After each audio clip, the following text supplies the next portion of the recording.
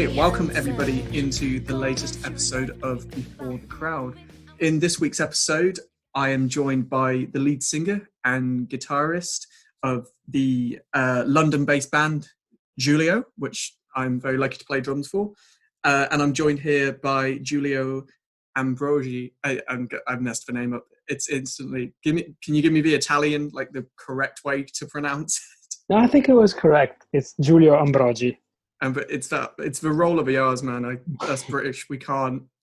I know. I'm used to it. I've been in London for 4 years now, so That's fair, man. Well, thanks for being part of the show and coming and doing the interview today. thank you, and hi everyone. One thing, straight off the bat, I wanted to talk to you about was obviously the new single that we've just put out as a band. So I just wanted to maybe get inside your head a little bit as to kind of the inspiration behind the single, what it's about, where the title came from, that kind of thing. So what inspired you to make that single and how did it come about? Yeah, the title is Get Out, and the lyrics are about a feeling that something that I felt multiple times while living and working in London. Is a feeling where I'm never fully satisfied of what I'm doing in the present. For example, I'm at home, but I would like to go out and have fun, but maybe that particular night has nothing to do, or I don't have any friend to contact that night, or the other way around. I am outside and I'm not having fun, or I would like to be at home. It's like the opposite. This is just an example, but it's this constant feeling of wanting to do something else, or wanting to go to the next level. And it's funny because if you hear the song now, it feels like it was written during the lockdown period, because it talks about going crazy while I'm inside my flat or things like that. And yeah, but it was written way before that. It was like probably 12 months before it all started. It kind of reminded me a little bit of the song I Want to Break Free by Queen. And it's just that wanting to get out and do something. Well, it's like you said, it's almost about opposites sometimes. But it's odd, obviously, because we were rehearsing it and you'd written it before it even got to the point of having the tracks recorded, having it mixed, which is all stuff I want to talk about, that process, and then obviously to the point of release. But when it came to the writing process, so you wrote the melody, the chords, or did you collaborate with somebody on it? No, I've written it all on my own, and I started from the melody, as I often do. Yeah, so I wrote the song on my own, and I started from the melody because I don't know, I've always found easier to start from there. I'm more of a melody person rather than a lyrics writer. And then I started thinking about some of my day-to-day thoughts and things happening, and I thought that kind of feeling that I mentioned before was worth a song on its own. And so I've built the lyrics on top. And then, essentially at home, I only needed a guitar and a MIDI keyboard to simulate all the other instruments. This is just for the draft of the song. Mm-hmm. And then as soon as I got to meet you and the other members of the team, the other members of the band, Ivan and Lucia, we got together, started rehearsing it, playing it live, and also we recorded it during lockdown, didn't we? To remember now. Yeah, it was quite, I don't know about you, but from my part, it was quite a fun recording process because it was, completely remote recording where we were all in our separate homes, separate houses, recording our parts. And it was strange, because normally if it's, like you said, if it's just you're sat doing everything by yourself or you go into a studio with a band, how did you find it? Did you enjoy the experience of recording separately? It has been weird because in some way it was cool that we were able to do something during that time. But on the other hand, we didn't have the feedback that you normally have when you're all together recording at the studio or at someone's place. So it was weird because you get the feedbacks delayed maybe by days, and you are in a completely different mindset when you receive them. So you don't have necessarily the chance again to record again, or you're not in the same headspace. So it was weird. Overall, I'm happy with it because we managed to release something. You never know if it could have been better or worse recording in studio. At least I'm happy that we managed to release something. Definitely. It was because I think it was on this song, or maybe it was on Yellow Lemon. No, I think it was this song when I think you said to me, you were like, okay, can you record the drums first? Because that's like the foundation and the bedrock for all the other instruments. And then we put it together and you were like, whoa, hang on, this is way out, because we had 2 different draft tracks and 2 different guides that people were working from. And it's like you said, that would never happen in the studio, because you know, we'd go to play that guide track and one of us will go, hang on, this is the wrong one. Instead, you have a recording process where, like you said, it's maybe a day delay on a matter like that. It was quite a strange experience. Yeah, that was a funny one. I think the price to pay for working remotely is that we need to be more organized in like the way where we put the files and the folders and everything, because it's difficult. This kind of things can happen every time. It's like maybe I'm biased by the fact that I'm working 9 to 5, so I'm doing completely other office. I'm doing office work in my day to day, so I'm trying to take the bits, the good bits from that to the music side of things, because some things are helpful, like how you manage your tracks and stems and everything. It is difficult to work remotely.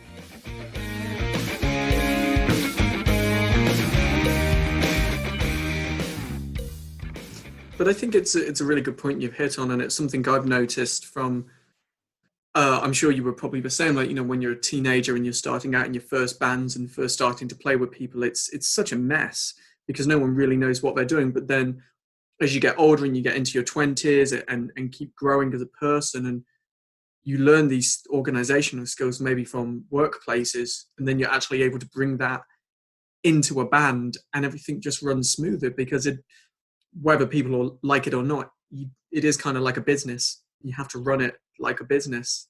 Yeah, absolutely. I've never been against this type of worky things, like having a shared folder on Drive or things like that. I know that some people are against it because it kind of kills the magic of creativity, things like that. But at some point, that you need to have some of that. Otherwise, with the little time we all have for commuting, organizing, finding a room to play, and etc., there's no other way around it, in my opinion.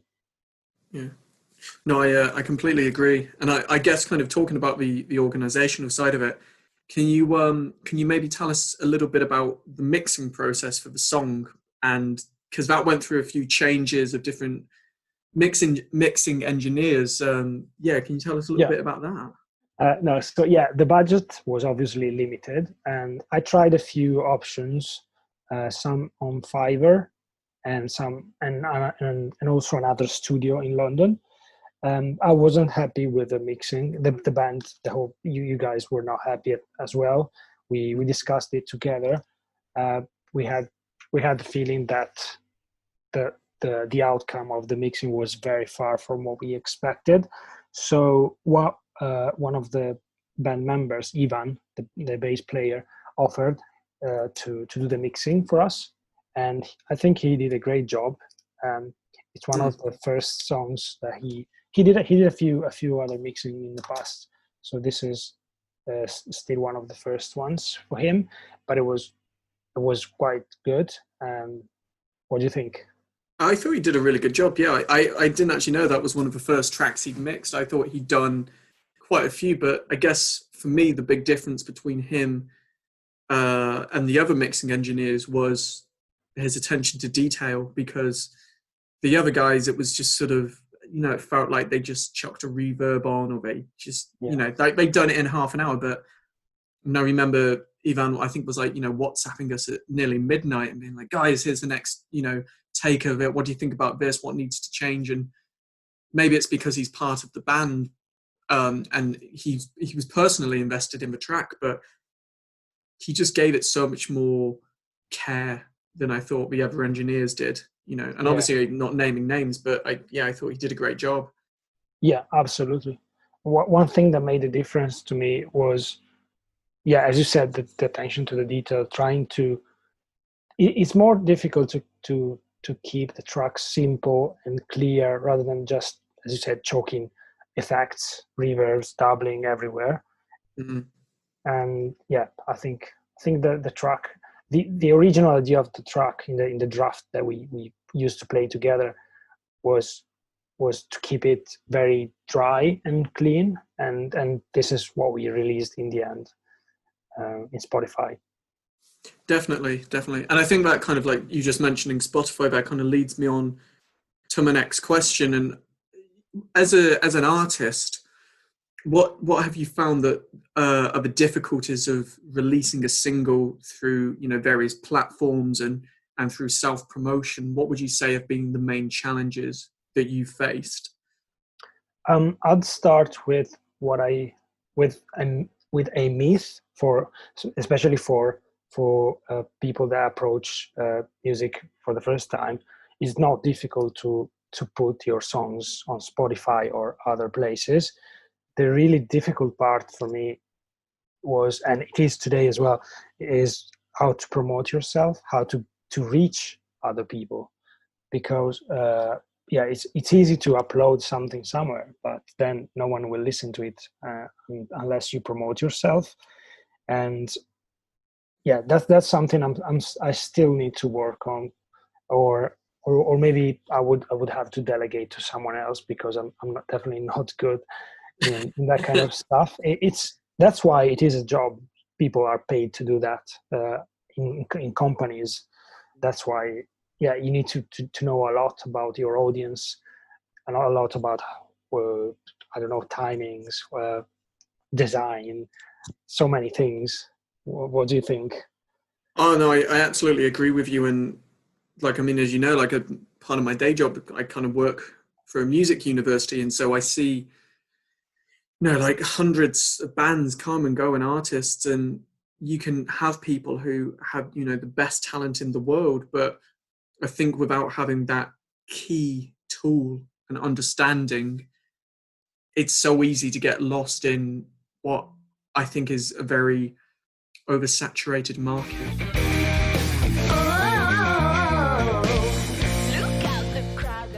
Like there's so many bands and so many artists out there now. It's so difficult to stand out. And there's also this thing about authenticity, being yourself, and because people want to know about you, want to know your stories about you, and I'm not sure I'm totally bought into it. I know many artists made their own fortune by doing this, by doing stories and live stream about them doing crazy things. But ultimately, what I'm trying to work on in my little time is my music. I'm not interested in sharing that I'm doing a smoothie in the morning wearing a banana pajama. I could do it, but I'm not sure. I'm not sure that's what I like doing. And today, if you don't like doing this kind of stuff, it's really difficult unless you are the best musician in the world, or you are promoted properly. I don't know. Yeah, I agree. And it's that, I guess, once people start buying into who you are as an artist, like I don't know about you, but like when they do the X Factor, and they always show particular contestants, and they're as a sob story, and there's always something that is tragic that's happened to them, and I'm sure it was horrible, but they seem to exploit that part of people to show that to the audience, instead of maybe focusing on the talent or the music and the songs. And people buy into it, but I don't think it's necessarily the best thing in the world to do. I'm not saying it's bad or anything. It may not work for everyone. Some people some people are not interested in doing that. I was thinking like an equivalent of this on stage. If it's like if you compare singers who engage with the public and singers who don't care about it and they're just there to sing. I respect both. They're just two different styles, and I think there's the same kind of attitude in social media. Some people only want to share the music. Some other people prefer to share the whole experience, their whole life.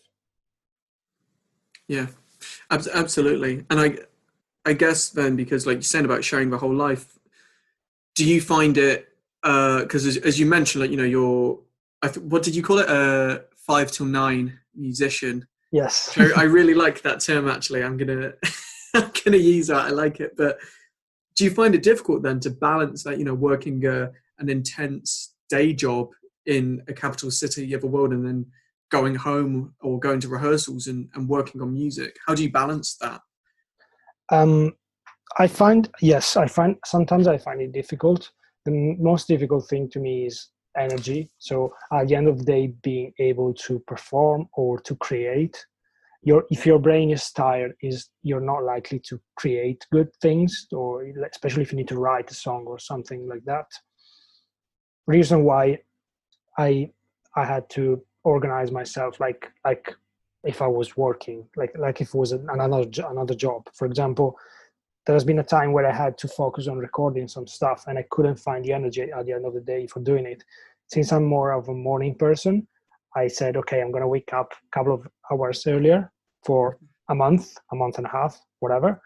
And then I started recording these things before going to work. And I found this working a lot for me. It all depends on how you are as a person. If you find that you're better in doing these things at night, do it at night. If you're more likely to do them in the morning, it's worth waking up earlier.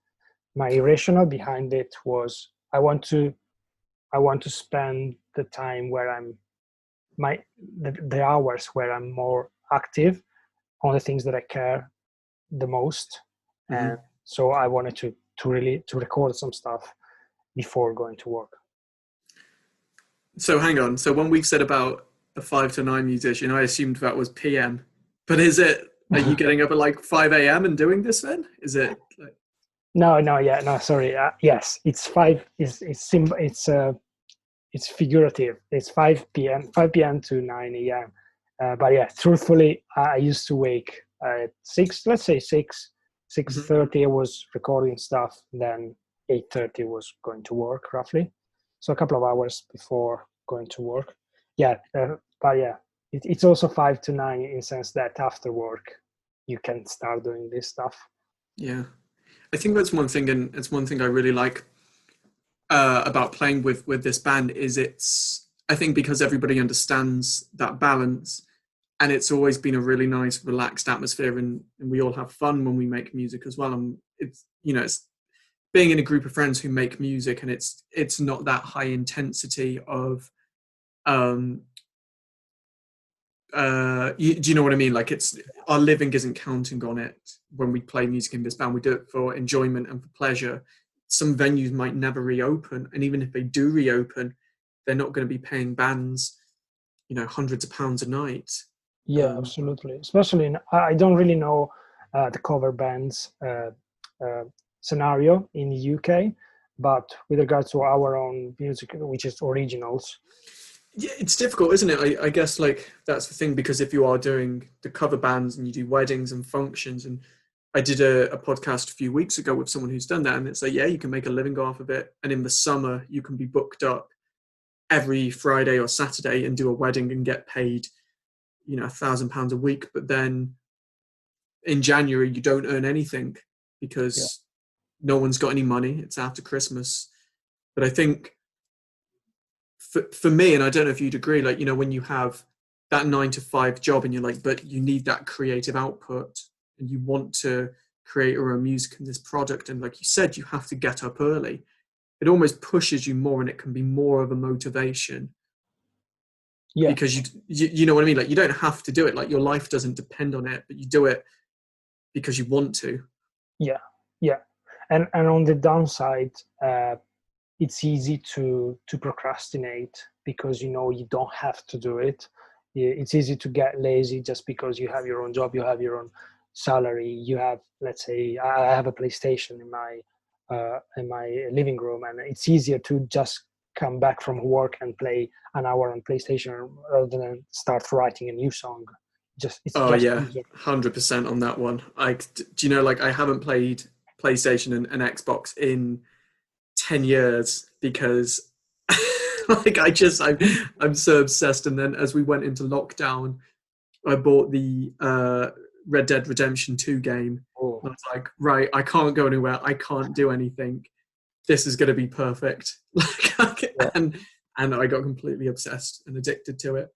Yeah, but it's good to have some coping mechanisms at times, whatever that is. Could be PlayStation or going outside for a walk, playing, doing sports, or something completely different to cope with all the regular activities that we do. Definitely, definitely. Do you think do you think live music is going to come back in the way that we knew? Well, the way that I'm not particularly impressed about the way that it was before, before lockdown. So I hope that it comes back stronger than before. People, I mean, with stronger, I mean, I hope that people will be more interested and engaged in what happens on live. At the moment, I'm quite pessimistic, so I hope to be wrong on this, but I'm seeing I'm not seeing that much of interest in live music. I haven't Mm. seen that in the last couple of years. What do you think?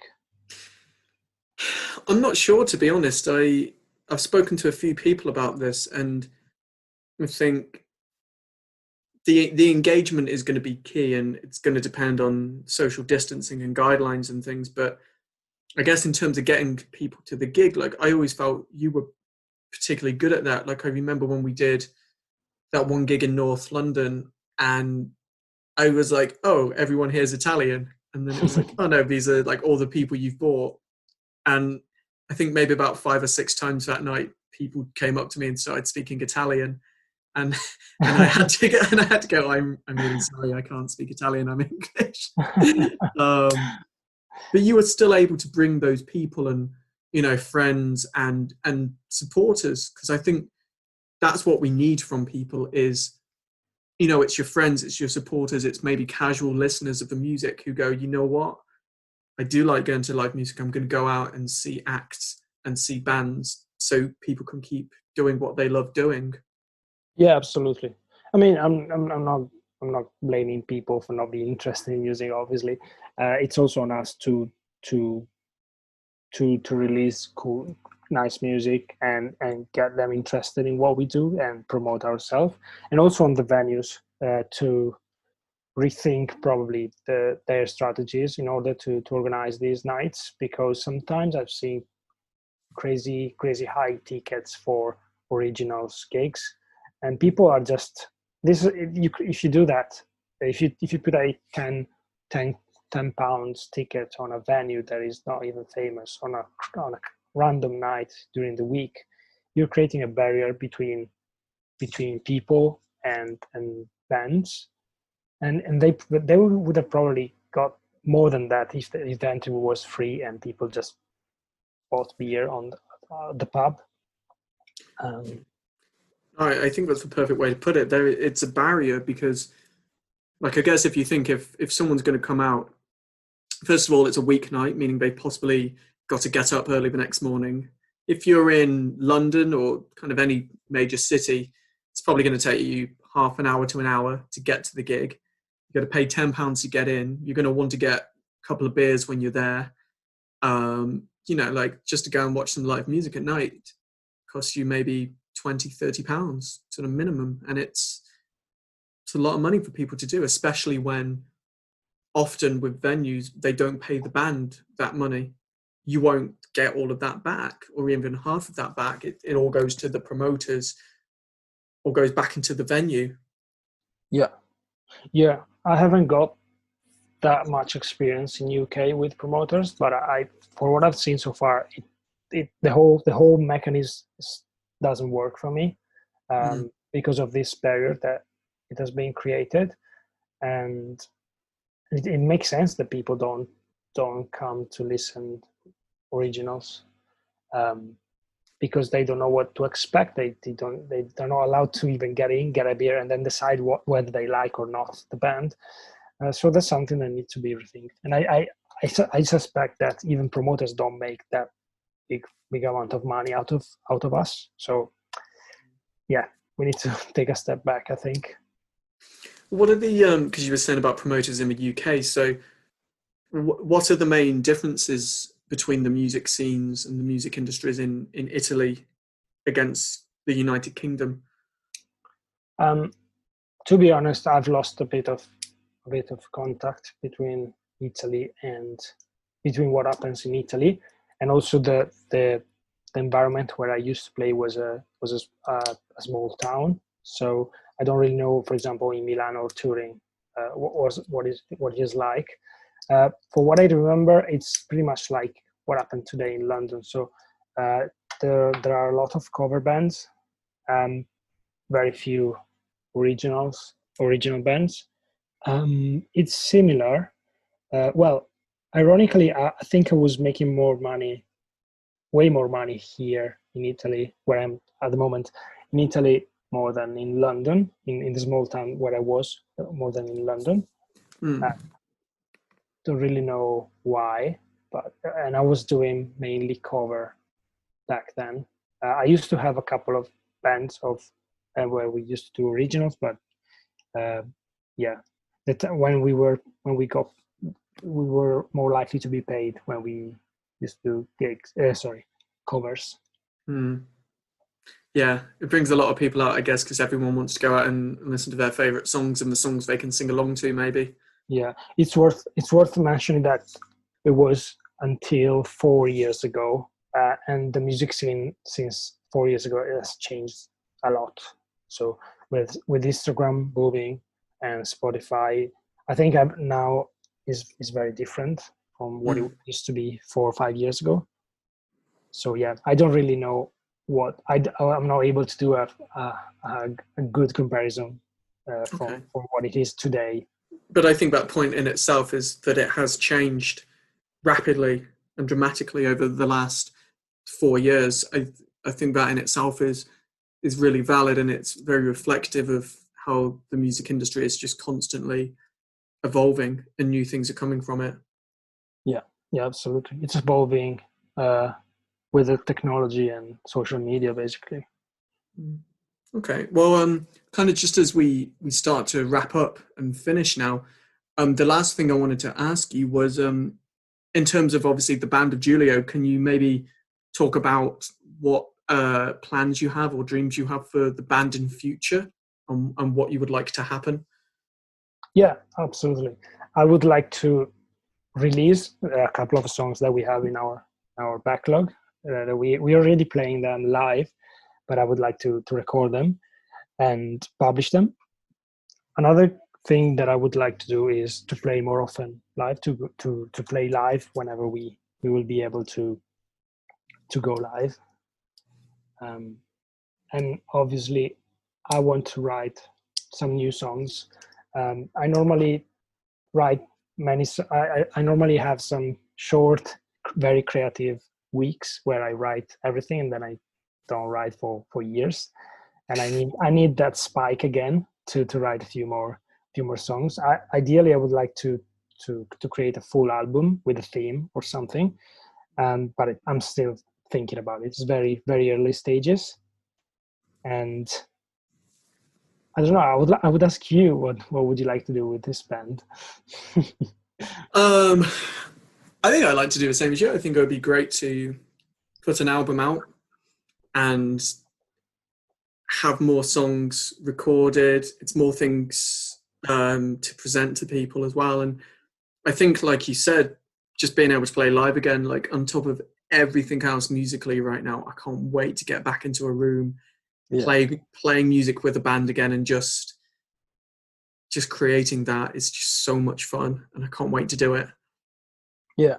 And also, one thing I forgot to mention, it's weird that I'm saying that, but we need to reach more people, and the way we can do it is by, I'm afraid that it's only by being more present on the social media, and share more whatever we share. That's something that we need to sit down and think a bit more carefully. But yeah, definitely. Or otherwise, no one will listen to what we produce. I'm quite happy about the little following that we have at the moment, and every single person that I meet after a gig that comes to us and say, "Hey, I like you," that kind of things makes me very proud of it. But obviously, we need to aim for more of that. Definitely. Anyway, well, thank you so much for coming and chatting and being part of the show. I really appreciate it. Thank you. Thank you. And we'll have to do it again soon, maybe on the next single or when the album comes out or something. We'll do another one, maybe with the whole band next time. Yeah, why not? We'll probably need a few hours because Italians are very chatty. If you want I thought I'd just start with you this time, and I was like, well, let's see how it goes with you, and then I'll bring the other guys in as well, and we'll do like a 4-hour special or something. Yeah, absolutely. Nice. For the listeners, you can find us on Instagram as Giulio, DJOOLIO. Amazing. Thank you. Okay, well, make sure everyone goes and checks that out. All right, mate. Thanks so much. Cool. Thank you. Bye.